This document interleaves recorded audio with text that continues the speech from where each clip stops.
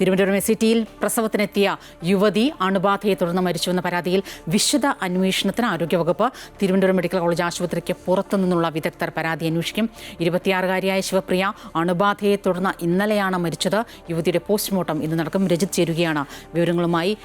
രജിത്, വീണ്ടും ഒരു എന്താണ് ചികിത്സാ പിഴവെന്നോ ഒന്നും എന്താണ് പറയേണ്ടതെന്ന് നമുക്ക് തന്നെ അറിയില്ല. ഈ പറഞ്ഞതുപോലെ കൃത്യമായി എന്ത് കാരണം കൊണ്ടാണ് ശിവപ്രിയയുടെ മരണം സംഭവിച്ചത് എന്ന് അറിയേണ്ടിയിരിക്കുന്നു. ബന്ധുക്കൾ ആരോപിക്കുന്നുണ്ട് ആശുപത്രിയിൽ നിന്നാണ് ശിവപ്രിയയ്ക്ക് അണുബാധ ഉണ്ടായത് എന്ന്. എന്നാൽ ആശുപത്രി അധികൃതർ പതിവ് പോലെ അവർ അത് നിഷേധിക്കുന്നു.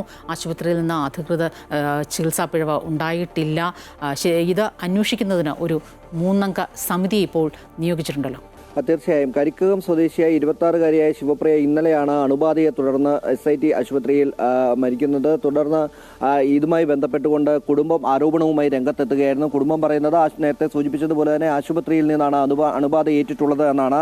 ഇത് സംബന്ധിച്ചൊരു വിശദമായ അന്വേഷണത്തിനാണ് ഇപ്പോൾ ആരോഗ്യമന്ത്രി ഉത്തരവിട്ടിരിക്കുന്നത്. അതുമായി ബന്ധപ്പെട്ടുകൊണ്ട് ക്രിട്ടിക്കൽ കെയർ വിഭാഗത്തിന്റെയും അതുപോലെ തന്നെ ഗൈനക്കോളജി വിഭാഗത്തിന്റെയും ഒപ്പം തന്നെ ഡെർമറ്റോളജി വിഭാഗം, ഈ 3 വിഭാഗങ്ങളുടെ വിദഗ്ധർ ഉൾപ്പെടുന്ന സമിതിയായിരിക്കും ഇത് സംബന്ധിച്ച അന്വേഷണം നടത്തുക. തിരുവനന്തപുരം മെഡിക്കൽ കോളേജിന് പുറത്തുനിന്നുള്ള വിദഗ്ധരെ ഉൾപ്പെടുത്തിക്കൊണ്ടുള്ള സമിതി അന്വേഷണം നടത്തി 2 ദിവസത്തിനകം റിപ്പോർട്ട് നൽകാനാണ് ആരോഗ്യമന്ത്രി നിർദ്ദേശിച്ചിരിക്കുന്നത്. ആരോഗ്യ വകുപ്പിന് ഈ റിപ്പോർട്ട് സമർപ്പിക്കുകയും 2 ദിവസത്തിനുള്ളിൽ മന്ത്രിക്ക് ഇത് സംബന്ധിച്ച റിപ്പോർട്ട് സമർപ്പിക്കാനും അറിയിച്ചിട്ടുണ്ട്. എന്നാൽ നിലവിൽ കുടുംബം ഈ ആരോപണവുമായി ഇപ്പോഴും ഉറച്ചു നിൽക്കുകയാണ്. കാരണം 25-ാം തീയതി പ്രസവത്തിന് ശേഷം യുവതിയെ ഡിസ്ചാർജ് ചെയ്യുകയും തുടർന്ന് 26-ാം തീയതി തന്നെ കടുത്ത പനിയോടുകൂടി തിരികെ വീട്ടിൽ നിന്നും കൊണ്ടുവരുന്ന പിറ്റേ ദിവസം തന്നെ കൊണ്ടുവരുന്ന ഒരു സാഹചര്യമുണ്ട്.